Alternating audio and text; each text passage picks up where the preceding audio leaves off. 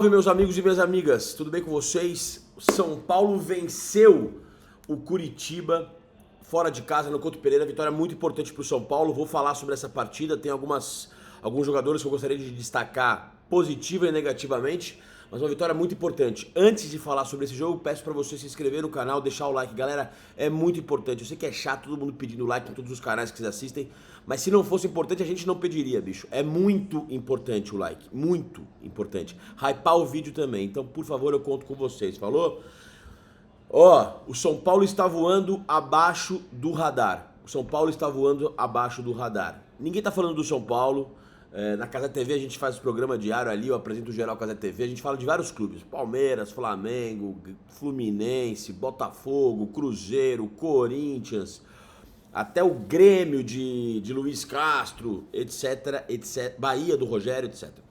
E ninguém fala do São Paulo. Que assim seja, continue assim, o São Paulo está pouco a pouco se reconstruindo, fazendo bons jogos, tendo bons resultados, criando coesão, criando um grupo competitivo e os jogadores ganhando confiança. A partida de hoje é muito simbólica, é muito importante, é muito representativa por uma série de aspectos. Primeiro, o São Paulo consegue ganhar fora de casa de um time de um time que estava com casa cheia, está super motivado por ter voltado para a Série A, que é o Curitiba.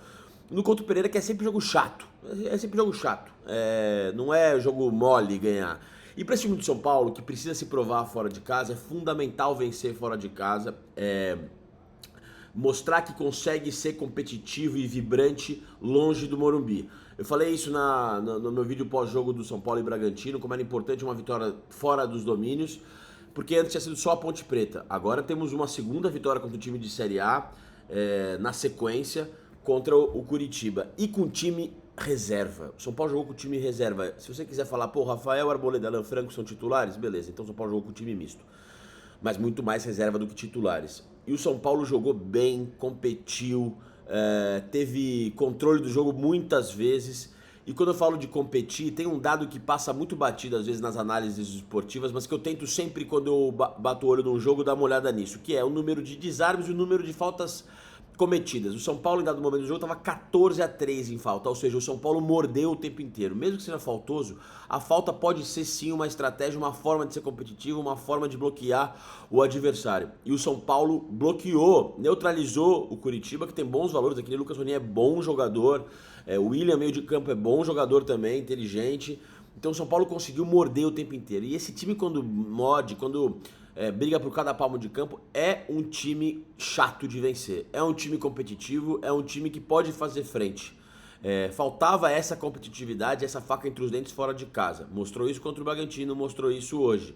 Esse número de 14 faltas a 3 é muito simbólico. Vou depois pesquisar quanto o número de desarmes. Então, enquanto o São Paulo competir e brigar, dá pra gente sonhar, porque não é um elenco brilhante, não é um elenco virtuoso que vai promover grandes atuações do ponto de vista plástico, estético, a não ser que tenha brilhos individuais dos três de frente, Lucas, Luciano e Caleri. Agora incluo, claro, o Cauli e o Marcos Antônio, que é um jogador muito diferente. No resto é luta, é batalha e é bonito vencer assim também. Então gostei muito, uma vitória muito importante para consolidar o momento do São Paulo no Campeonato Brasileiro e para consolidar a percepção de que há um elenco e não só um time, e que há um elenco capaz de vencer fora de casa, não só no Morumbi. Essas duas respostas são muito importantes para criar musculatura e o São Paulo ganhar confiança e, enfim, conseguir atingir os objetivos da temporada, para ter uma temporada tranquila e quem sabe vislumbrar alguma coisa. Despacito, um passo de cada vez. Queria destacar alguns jogadores individualmente. O Jorginho é bom jogador, é bola. Mandei para o Ronaldo Ribeiro durante o jogo. O Jorginho é bola, já dá pra cravar. Eu falo muita bobagem futebolisticamente, né? Enfim, pra muita gente. Eu não acho que eu falo nenhuma bobagem, mas todo mundo acha que eu falo muitas bobagens, né? Mas eu acho que tem uma coisa que eu acho que eu consigo identificar é quem é bom tecnicamente, quem é diferente, quem tem um refino com a bola, quem tem trato com a bola, no domínio, no passe, na forma como escolhe a jogada, no passe que dá, como dá. E o Jordan demonstrou isso em 45 minutos. Saiu no intervalo porque estava amarelado, é moleque ainda, entrou meio esbaforido naquela falta, que pra mim não foi, mas beleza. O Wilton Pereira Sampaio é um árbitro mais comedido, pra dizer assim. Mas o Jordan estreou pelo São Paulo e mostrou em 45 minutos que é uma peça importante e é uma peça que pode ser utilizada em contextos adversos como hoje no Couto Pereira. Então, pra mim, já dá pra cravar que é bom jogador, inteligente, dinâmico, vertical, com confiança, cantou o jogo o tempo inteiro, pediu a bola, apareceu, orientou o Tolói pra abrir, orientou o Alan Franco pra virar o jogo. Personalidade do moleque, boa estreia, muito boa estreia no profissional. Partidaça da linha de 3, partidaça do Tolói. Tolói jogou muito, muito. Melhor partida dele desde que voltou ao São Paulo, tranquilamente. E o Cauli jogou bem também. Eu falei no vídeo de reforço do Cauli que ele é um jogador inteligente. E por ser inteligente, ele vai trazer lucidez e vai clarear muitas vezes as jogadas. Hoje a gente viu isso. Vários toques de primeira, que ele tá de costas, ele dá o tapinha de lado pra quem tá atrás dele, clareando a jogada. Ele tem uma visão de jogo diferente, já dá pra ver. É um jogador que erra dificilmente o passe que vai dar. E foi bem e fez o gol da vitória. Bateu o pênalti aí, quase se perdeu, mas ele bateu bem o pênalti. Pedro Rangel, goleiro reserva que entrou, foi bem na bola, muito bem. Se ele não tivesse batido tão bem, não teria entrado. Ele bateu mais alto do que a meia altura e conseguiu fazer o gol da vitória. 1-0, gol de 3 pontos. O Cauli já pode falar que ele ganhou 3 pontos pelo São Paulo dos pés dele. Então gostei muito dele. Destacaria esses dos jogadores iniciais como os destaques mesmo: Tolói, Djordje, a linha de zaga, sobretudo Tolói, Djordje e Cauli. E aí, destacar negativamente alguns jogadores, porque é preciso também, cara, manter o senso crítico. Não é porque só ganhou que tá tudo certo, cara. Tipo, daria ainda no momento em que o Curitiba tava grog, porque depois do segundo gol, do primeiro gol, o Curitiba tava grog. Poderia tranquilamente tomar mais um. E o São Paulo não matou o jogo, né? Por causa de alguns jogadores especificamente que entraram um pouco desligados e outros jogadores. As partidas de Pablo Maia, Wendel e Ferreirinha foram muito ruins. Os três jogaram muito mal, não foi pouco mal, jogaram muito mal. Os três, né? Então assim, é de chamar a atenção que o São Paulo tenha conseguido os 3 pontos diante de atuações tão ruins desses jogadores, assim. O Pablo Maia fez uma partida muito ruim, o Wendel, absurdo, e o Ferreirinha, cara, de verdade, entendeu? De verdade, assim, chama muita atenção. E tem essa gradação, porque o Tapia fez uma partida brilhante? Não, mas não foi tão ruim como esses 3. O Mike fez uma partida brilhante? Não, mas não foi tão ruim como esses 3. E assim por diante. Então, assim, eu acho que o Crespo pode, eu acho que ele já conquistou isso com os resultados recentes e tudo mais. Eu vejo hoje Luan e Nicolas como opções mais confiáveis do que Pablo Maia e o Wendel. E estendo isso ao Luca no lugar do Ferreirinha. Se ele vai entrar com um atacante de liberada, pra mim é o Luca e não é o Ferreirinha. Eu já falei isso aqui antes. Se ele quiser manter 2 atacantes mais fixos, Tapia e Caleri, Luciano e Caleri, evidentemente titulares, Luciano e Tapia, beleza. Agora, se ele opta por um jogador de 1 contra 1, insinuante, o Luca cumpre essa função e hoje é um jogador mais confiável, menos errático do que o Ferreirinha, cara. E o Nicolas da mesma forma em comparação ao Wendel e o Luan em relação ao Pablo. E olha que o Luan entrou lento no jogo, demorou a entrar no jogo, o Luan. Tava lento, não se apresentando, em alguns momentos tinha que dar opção de passe e não dava opção de passes. Mas aí, em dado momento, quando ele acerta uma virada de jogo pro Mike ou pro Lucas, ele entra no jogo. E aí ele antecipa, ele desarma, ele intercepta, o Luan melhora. Então o Luan no final não entrou tão bem, melhorou, não entrou bem, pode dar uma partida tão ruim quanto a do Pablo, melhorou e terminou jogando melhor do que o Pablo jamais jogou durante o jogo. Então assim, cara, o Pablo não pode reclamar de falta de oportunidade. O Pablo tem oportunidades com o time titular, com o time reserva, no Morumbi, fora de casa, com o time forte, com o time fraco, contra time fraco, time forte. Ele tá tendo oportunidade.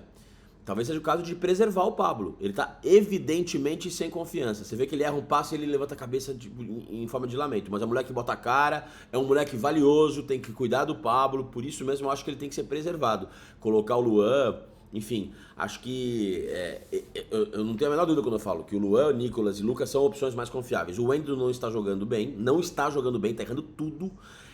Hoje ele deu até reversão, cara. Ele deu um lateral pro outro time. O São Paulo tava em posse de bola, fazendo cera pra cacete. O cara conseguiu dar um mole de jogador juvenil, de tipo, porra, andar pro lateral e deu reversão. Isso não pode acontecer, cara. Isso não pode acontecer. E errou domínio, errou passe. Foi facilmente driblado pelo Ronier várias vezes. Jogou muito mal o Wendel. E o Ferreirinha erra, cara, todas as decisões, cara. Todas as decisões ele erra. Todas as decisões.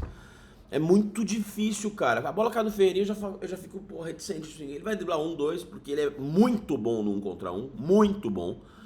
Mas, meu, cara, depois ele erra tudo.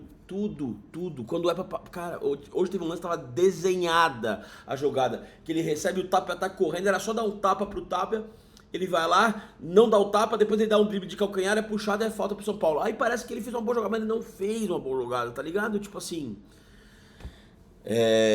de verdade, gente, assim, não é, pô, não é perseguir os caras de verdade, é só ter senso crítico, cara. Eu acabei de elogiar os caras que jogaram bem, os caras que fizeram uma partida razoável e os 3 que jogaram mal, cara, tá ligado? Dá pra fortalecer o time. Não tô falando mandar embora, que não presta, nada disso. Tô falando que há no elenco reposição mais confiável do que esses 3. Pô, só isso. No momento, pode ser que amanhã isso mude e beleza, mas no momento é isso que o campo fala. O Lucas entrou mal também. O Lucas entrou mal no jogo. E o Lucas entrou mal por uma característica que ele não costuma ter. Não me lembro, desde 2012, 11, 10, quando ele surgiu nesse retorno. Hoje o Lucas entrou blasé no jogo. Ele entrou desligado da partida. Ele entrou meio displicente. Essa é a palavra que resume. O Lucas entrou displicente. E ele nunca foi um jogador displicente. E hoje ele foi. Não só pelo aquele toque de letra pro Luan, que ele armou um contra-ataque pro Curitiba, numa boa antecipação do Luan. Mas porque agora no lançamento a bola foi meio comprida, ele não esticou tanta perna, esquisito, não jogou a Vera como ele sempre jogou, desde que ele surgiu no futebol. Hoje o Lucas chamou tanta atenção porque é raro, nunca acontece, e hoje aconteceu. O Lucas entrou displicente no jogo, e não pode entrar displicente. Esse time do São Paulo, mesmo os mais talentosos, tem que jogar assim, ó, o tempo inteiro. Caleri, Luciano, Lucas, todos, sem exceção, tem que jogar no principal ritmo, porque é um time que depende do conjunto e do brilho desses caras. O Caleri entrou bem, brigou, incomodou aquele Jaci, que é um touro, incomodou o goleiro, sabe? Entrou bem o Caleri, não foi nada brilhante, mas entrou bem. O Luan teve essa melhora, né, depois, o Bobadilha acho que deu mais segurança no meio de campo, no lugar do Cauli. E o Marcos Antônio, cara, que é um jogador muito especial, bicho. O Marcos Antônio é muito especial, cara.